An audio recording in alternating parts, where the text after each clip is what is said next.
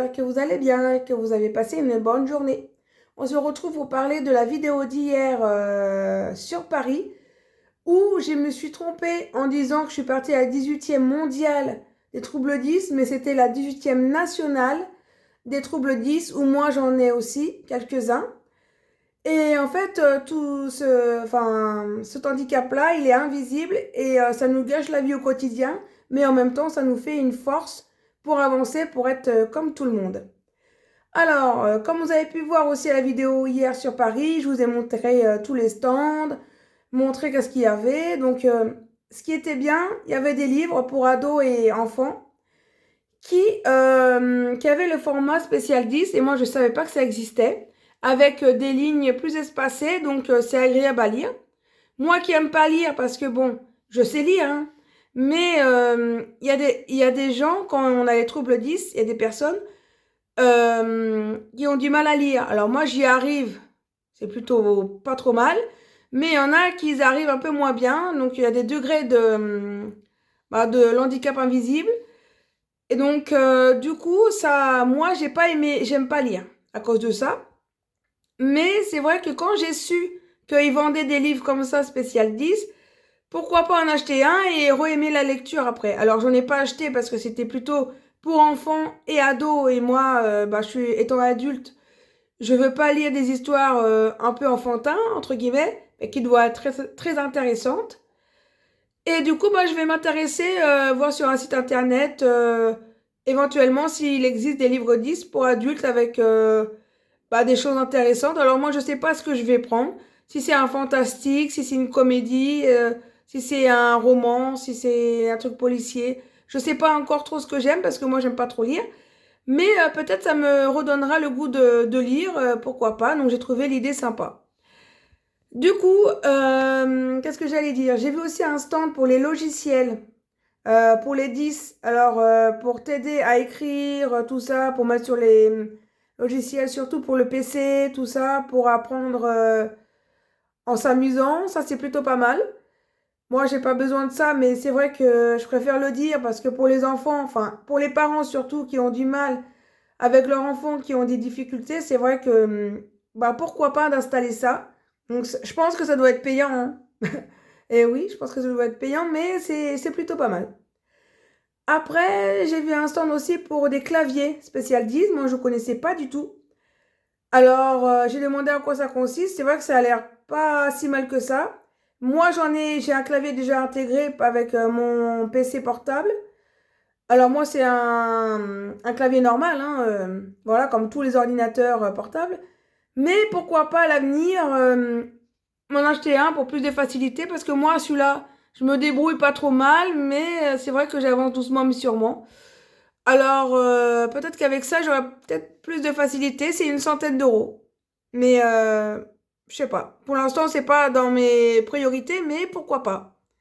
Je trouvais ça pas mal. Après, il y avait forcément des stands, des associations spéciales 10, donc le stand dyslexique, dyspraxie, il y avait plusieurs stands. Et donc, moi, le mien que j'ai découvert il n'y a pas longtemps, c'est AP10 91. Et donc, du coup, c'est très intéressant. J'ai revu la même dame que je connais, puisqu'on a été ensemble dans le RER. J'ai vu d'autres personnes bénévoles de l'association qui vont m'aider, justement, pour améliorer ma vie.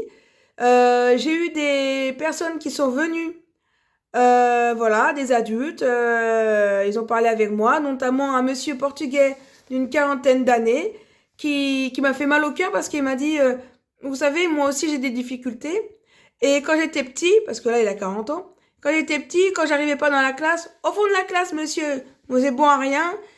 Tout ce que vous allez faire dans votre vie, c'est plus tard, c'est faire des parpaings. Parce qu'en général, les Portugais en général, ils sont dans la maçonnerie, donc le mec il s'est ou le mec ou la professeure, je sais pas, il s'est moqué de lui.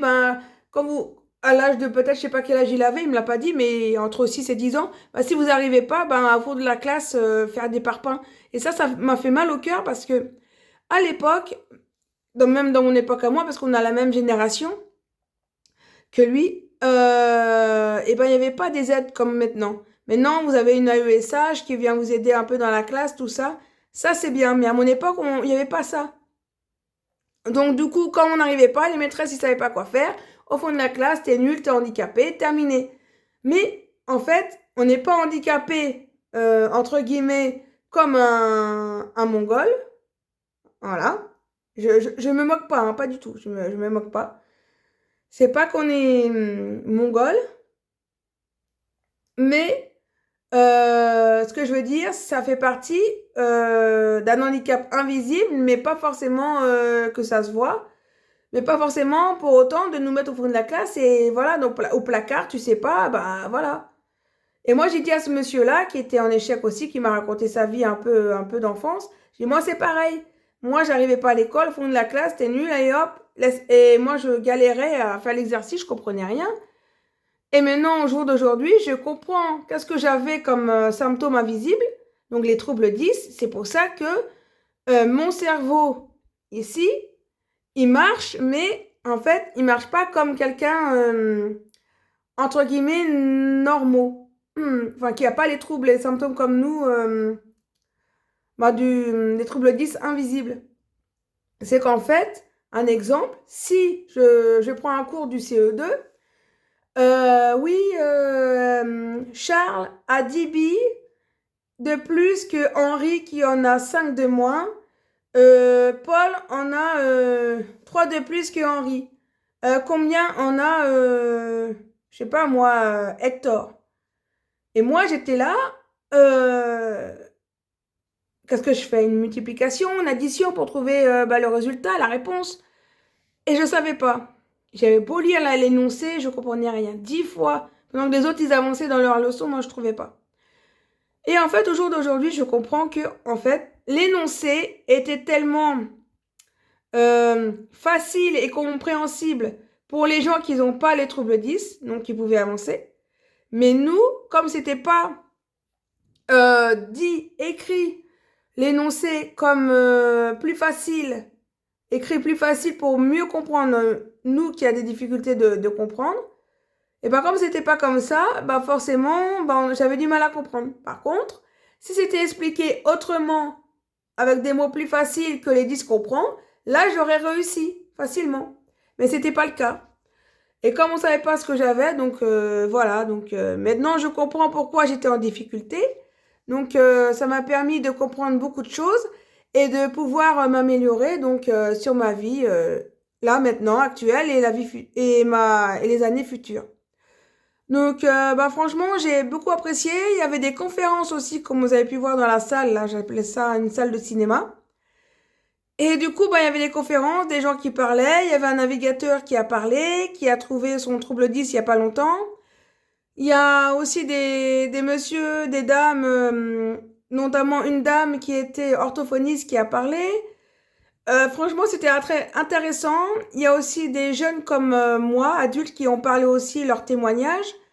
Et franchement, j'ai bien aimé de partager, de voir du monde, de pouvoir discuter, de partager mes soucis que j'ai personnels parce que franchement, un handicap invisible, c'est compliqué au quotidien, faut se bagarrer, il y a des choses qu'on n'arrive pas, mais on essaye, on essaye, on essaye.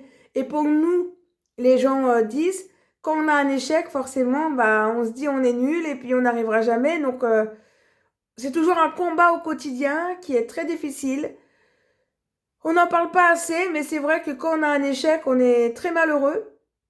Moi, je sais que quand j'ai raté mon permis, que j'arrivais pas parce qu'on me disait que des choses négatives et pas agréables à entendre, et que vous faisiez dégoûter du permis, vous avez plus envie d'y aller, bah excusez-moi, mais c'est pas, c'est pour te faire dégoûter de certaines choses pour quelqu'un de 10, c'est pas motivant, quoi. Donc du coup, il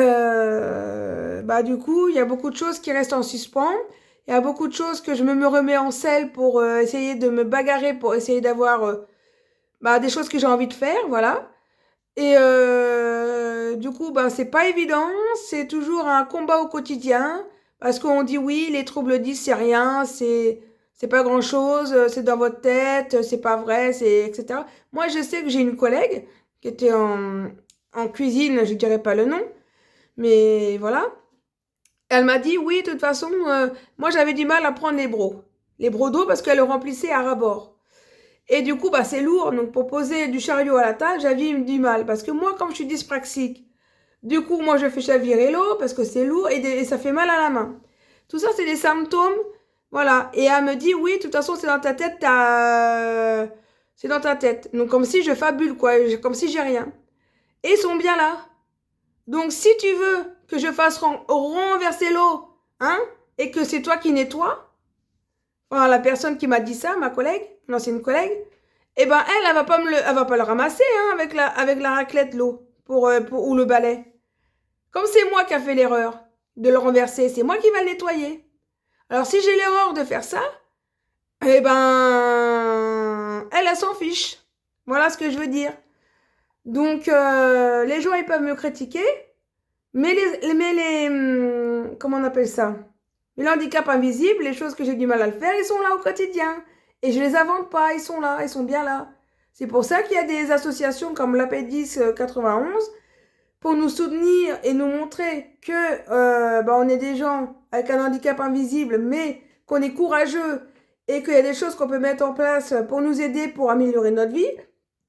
Si on dit qu'on a des problèmes, ceci, cela, comme moi, la dyspraxie avec mes mains, et que ça me fait mal dans le bras et tout ça, je peux pas tenir, parce que c'était lourd à ras-bord, et que je suis prêt à le chavirer parce que je suis dyspraxie, ben, qu'on me dise que, voilà, c'est faux, c'est dans ta tête. Moi, j'ai envie de dire à ces gens-là, bon, ça, c'était une ancienne collègue, mais ça peut être n'importe qui. Moi, je vais leur dire, prenez mon handicap, et après, on en reparle. Mais les gens qui n'ont pas l'handicap invisible comme moi, eh ben, la vie est belle pour eux, ils ne se rendent pas compte. Je suis désolée pour ceux qui vivent une vie normale et qui n'ont pas ce symptôme-là sur l'handicap invisible. Mais ce que je veux dire par là, c'est que les gens, donc là, je vous parle d'un exemple d'une ancienne collègue, mais je peux vous en parler aussi des gens, n'importe qui, hein, je sais pas moi, peut-être une copine ou quelqu'un d'autre dans la vie qui va me faire un reproche sur ça. Ben, c'est pas facile parce que prenez ça au quotidien. C'est comme si un exemple, hein, un autre exemple que je ne me moque pas du tout de la trisomie 21, mais de la trisomie 21, ça fait partie aussi d'un handicap. Bon, là, ça se voit un peu plus parce qu'il y a des traits apparents, mais et c'est quand même extraordinaire ces gens-là aussi. Voilà. Alors pourquoi on essaie de faire plus attention aux trisomies 21? Bon, il y a quand même des moqueries aussi avant, il y en avait pas mal beaucoup, mais ça, je trouve pas ça normal. Mais pourquoi nous, qui sommes des troubles 10 invisibles, des handicaps invisibles, pourquoi on est aussi autant, voilà, dire que oui, t'as rien, c'est pas vrai, non, je suis désolée, on a des choses qui sont pas faciles au quotidien, on nous croit pas, ok, mais c'est pourtant vrai, ils sont bien là. Donc, si je dis, par exemple, pour les bros, là, que je reviens sur le sujet, si je dis que j'arrive pas, c'est que j'arrive pas. C'est tout. Si elle veut que je renverse l'eau et par terre, mais c'est pas elle qui va ramasser, après c'est moi qui va m'emmerder à faire tout ça, à perdre du temps. Pendant ce temps-là, elle va bien rigoler. Donc, moi, je veux que ben, les gens, ils comprennent plus nos problèmes qu'on a au quotidien, voilà, et qu'ils arrêtent de dire, la plupart des gens de mon entourage, de dire que oui, j'ai rien, c'est faux, c'est dans ta tête. Non, je suis désolée. Ils sont bien là et voilà, moi, comme je dis à cette personne-là, parce que c'est un exemple que je vous donne sur mon ancienne collègue, eh ben, qu'elle prenne mon handicap, elle verra elle, si elle se débrouille mieux que moi. Parce que c'est pas facile. Tant qu'on n'a pas l'handicap en soi, on se rend pas compte. Donc, c'est pas évident, quoi.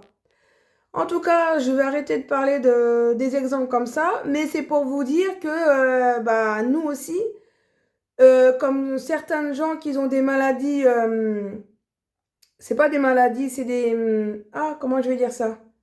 Comme certains gens qui ont un handicap, comme la trisomie qui me vient à l'esprit, mais il y en a peut-être d'autres, même l'autiste, hein, l'autisme, et ben tous ces gens-là, même les troubles 10, sont catégorisés comme des Mongols, mais non, on est des gens différents, qui sont très agréables, et bah on peut faire plein de choses. voilà, différemment, peut-être différemment, lentement, voilà, mais on vaut quand même la peine de travailler dans la vie ordinaire.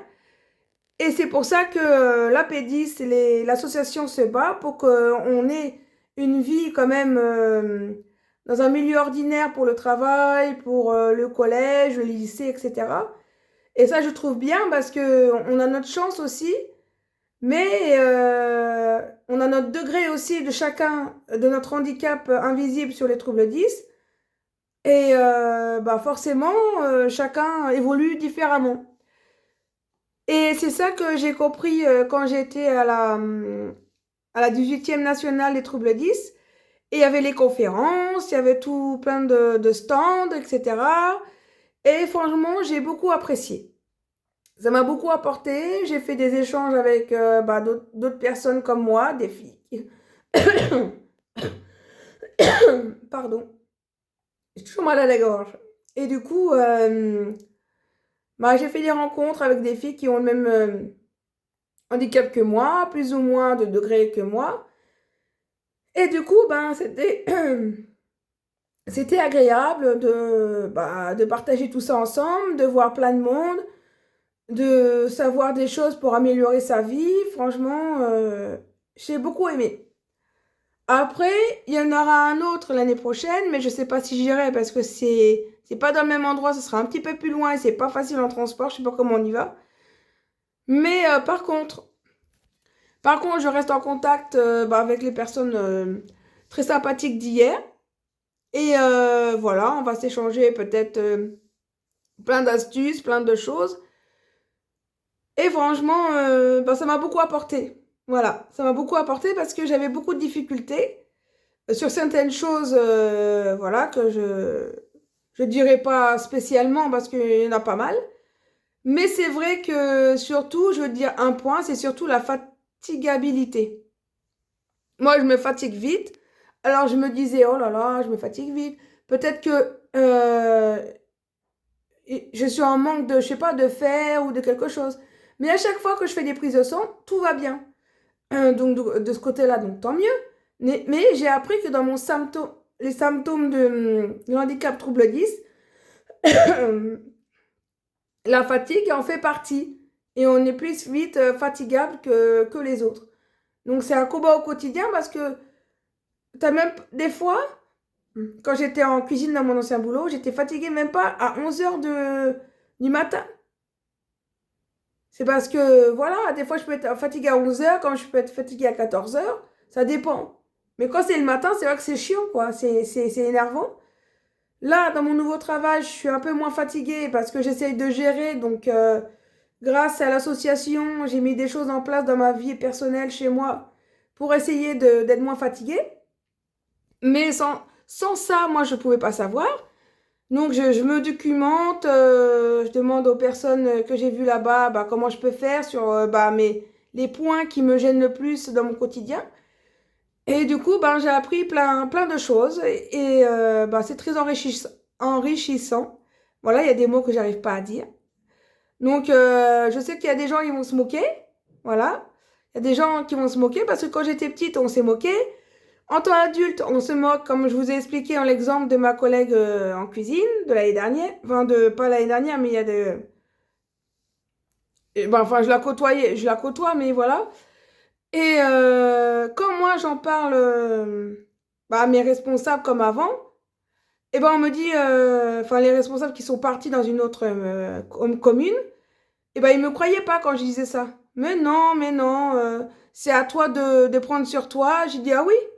Alors, c'est moi qu'on me dit que c'est dans ma tête mes problèmes d'handicap. Et par contre, il faut que je fasse avec, mais il faut que je m'adapte, mais eux. Il faut que je m'adapte à eux, mais eux, est-ce qu'ils s'adaptent à moi? J'ai dit, normalement, c'est dans les deux... Pour que ça marche, il faut que ce soit dans les deux sens, hein. Donc, des fois, on est mal compris et c'est énervant parce que les collègues, ils comprennent pas forcément. Alors, je parle pas de mes collègues d'aujourd'hui, hein. Voilà. Pour l'instant, moi, j'ai pas de problème avec ça. Mais avant, c'est vrai que j'avais dans les cuisines, c'était mal compris. Et du coup, c'était agaçant. Et bah, du coup, bah, c'est pas facile, quoi. Voilà. Donc c'est vrai que nous, on peut vivre dans un travail ordinaire si les collègues comprennent, ils mettent du sien, me disent pas que c'est faux, c'est dans ma tête. Si tout le monde y mettait du sien, que ça soit pour moi ou pour d'autres qui ont les troubles 10, bah, ça serait bien bah, qu'ils soient plus compréhensifs parce que je sais que moi, je parle de moi, mais je sais que dans d'autres endroits, dans le monde du travail, je sais qu'il y a des autres personnes qui ont les troubles 10 comme moi qui doivent avoir le même souci. Donc j'espère que les gens qui sont comme ça, enfin les gens normaux entre guillemets, quand ils voient quelqu'un en difficulté, peut-être qu'ils sont en difficulté, d'accord, mais peut-être qu'ils ont aussi, et peut-être que les gens ils n'ont pas que des difficultés, mais ils ont aussi un trouble 10. Et ça, faut pas le prendre à la légère. Faut les aider, les accompagner, faut pas se moquer, quoi. C'est ça que je veux dire. Et bah, pour eux, les troubles 10, c'est pour se moquer, c'est ouais, c'est pas vrai, c'est non, non. C'est un combat au quotidien qui est très pénible. Et moi, j'espère que ben, les entreprises, que ce soit privé, que n'importe quelle entreprise, ait un autre regard sur l'handicap invisible parce que c'est pas parce qu'on a ça qui est invisible que c'est faux. Et c'est pas parce qu'on a ça qu'on est nul. On a justement des qualités. Si on regarde, hein, il n'y a pas que des défauts, hein. Il y a aussi plein de choses qu'on sait faire, peut-être avec plus de temps, mais on est quand même quelqu'un d'extraordinaire. Et moi, je trouve que j'applaudis les gens qui ont le trouble 10, justement. Et je leur félicite de leur courage, de leur parcours. Et ben, moi, je dis, ne lâchez rien. Si vous avez des ambitions, des projets, allez-y, foncez. Prenez de l'aide, je ne sais pas où, comme moi j'ai fait avec l'association AP10 91. Mais il y a sûrement d'autres dans votre région, peut-être un APD, je sais pas moi, dans le 77, le 40, je sais pas moi, un exemple. Et franchement, allez-y, prenez de l'aide. Et en général, ils sont là de bons conseils. Et puis, ça va vous aider largement dans votre vie parce que les gens actuels qui connaissent pas ce symptôme-là, ce handicap invisible, ben, ils sont là, ben, ils sont perdus. Soit ils sont perdus, ils savent pas comment nous guider, ou soit c'est des gens qui sont bah, cons tout simplement et qui se moquent. Et ça, c'est pas sympa parce que s'ils avaient ça, crois-moi que bah, qu'ils réagiraient autrement. Voilà. Parce que c'est, faut pas oublier que nous, c'est un combat au quotidien. Donc, pour revenir à enfin, à ma journée d'hier, c'était formidable. J'ai appris plein de choses, comme vous avez pu voir. Donc, c'était plutôt cool. Voilà. Bon, bah, c'était tout. J'espère que je vous ai appris pas mal de choses. Enfin, j'ai dit à peu près, en gros, ce qu'il y avait là-bas. Mais si vous voulez des renseignements, bah, allez sur votre ville et demandez l'AP10. Et du coup, ben, il va vous renseigner. Il y a aussi, pas oublier aussi, la MDPH. La MDPH, elle peut aussi bah, vous débloquer selon bah, les troubles 10 de votre enfant, de l'adolescent et puis de l'adulte. Voilà, donc là j'ai appris tout ça. Bon bah sur ce, je vous dis à la prochaine. Je ne sais pas quand je vais faire d'autres vidéos. On verra bien. Mais en attendant, je vous dis à la prochaine. Et s'il vous plaît, si ça le cœur vous en dit, allez vous abonner sur YouTube, sur le compte de mon filleul Maxime, donc Ranger Max 2.0. Donc je pense que bah, sur les vidéos précédentes, j'avais mis son blaze, j'avais mis son nom pour aller le trouver facilement. Mais là, je vais pas mettre son nom, donc allez le voir, c'est Ranger Max 2.0, mais je vais vous mettre son compte Switch. Et surtout, ben, je vais vous mettre l'image jusqu'à côté, là, comme ça vous allez pouvoir vous abonner à lui. Et ben, allez vous abonner parce qu'il m'a demandé si je pouvais faire une pub pour qu'il s'abonne. Alors, allez sur Twitch si vous avez ça. Et abonnez-vous à ce nom que je vais vous partager là actuellement, de suite.